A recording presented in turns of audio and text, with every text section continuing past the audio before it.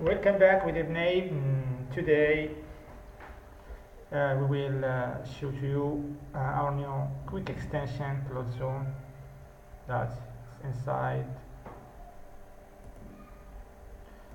product view. You can use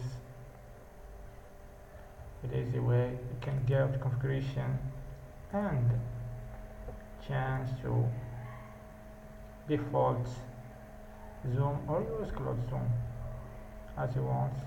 I will come back to default zoom, self configuration,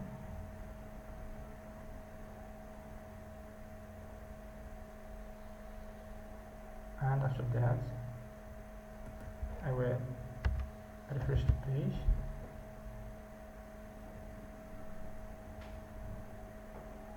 Okay, as you see now change it to default Magento zoom.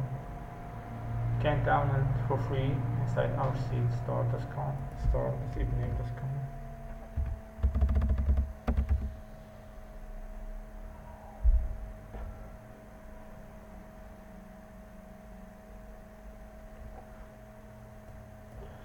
There, just register or enter with your account and download. Thanks for watching.